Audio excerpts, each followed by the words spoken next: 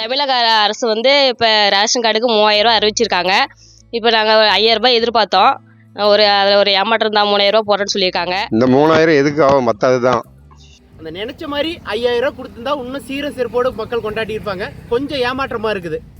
இயற்கைக்கும் கால்நடைகளுக்கும் நன்றி செலுத்தும் விதமாக 4 நாட்கள் அறுவடை திருவிழாவாக பொங்கல் பண்டிகை வருடந்தோறும் தை மாதம் கொண்டாடப்படுகிறது.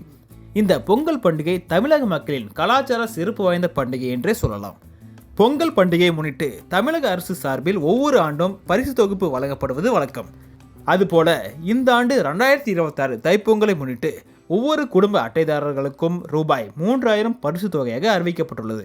தற்போது அறிவிக்கப்பட்டுள்ள 3000 ரூபாய் பரிசு தொகை மக்களுக்கு பயனுள்ளதாக இருக்குமா அல்லது தமிழக மக்கள் பரிசு தொகையை கூடுதலாக எதிர்பார்த்து காத்திருந்தார்களா என்ற கேள்விக்கு பொதுமக்கள் தெரிவித்ததாவது: தமிழக அரசு வந்து இப்போ ரேஷன் கார்டுக்கு 3000 ரூபா அறிவிச்சிருக்காங்க.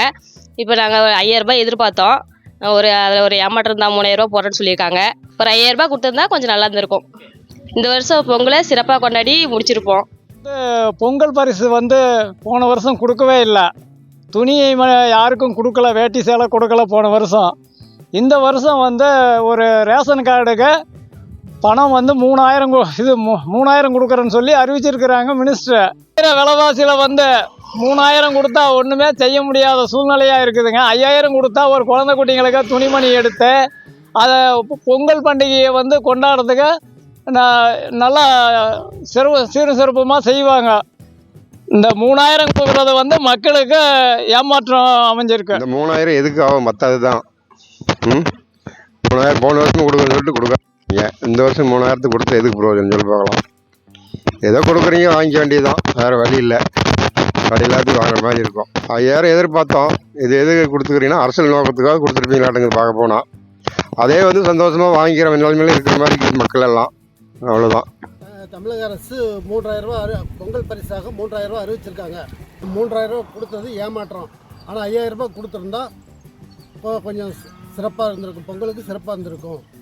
விற்கிற விலைவாசிக்கு கூடுதலாக கொடுத்துருந்தா கொஞ்சம் மகிழ்ச்சியாக இருந்திருக்கும். சந்தோஷமாக பொங்கலை கொண்டாடி இருப்போம். வணக்கம்.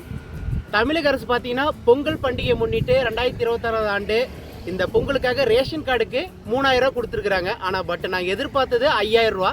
அந்த நினைச்ச மாதிரி 5000 ரூபா கொடுத்துருந்தா இன்னும் சீர சிறப்போடு மக்கள் கொண்டாடி இருப்பாங்க. கொஞ்சம் ஏமாற்றமாக இருக்குது. தமிழக அரசு பார்த்தீங்கன்னா 3000 ரூபா கொடுத்துருக்குறாங்க. ரொம்ப நடுத்தர மக்கள், ஏழை மக்கள், கூலிக்கு வேலைக்கு போகிறவங்களா இருக்கிறாங்க. அவங்க வந்து எதிர்பார்த்தது 5000 ரூபா.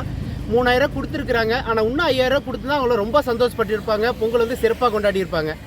நாங்கள் சேலம் மாவட்டத்திலேருந்து பேசுகிறோம். தமிழ்நாடு அரசு வந்து பொங்கலுக்காக 3000 ரூபா பரிசு தொகை அறிவிச்சிருக்கிறாங்க. நாங்கள் வந்து மக்களாகிய நாங்கள் வந்து ஒரு 5000 ரூபா கொடுத்தா இன்னும் சிறப்பாக பொங்கல் பண்டிகையை கொண்டாடி இருக்கோம்னு நினச்சோம். இருந்தாலும் பரவாயில்ல, 3000 ரூபான்றது கூட ஓரளவுக்கு ஓகே பண்ணுற மாதிரி தான் இருக்குது. ஏன்னா கடந்த ஆண்டு ஒப்பிடும்பொழுது கடந்த ஆண்டு எதுவுமே பரிசு தொகை தரல.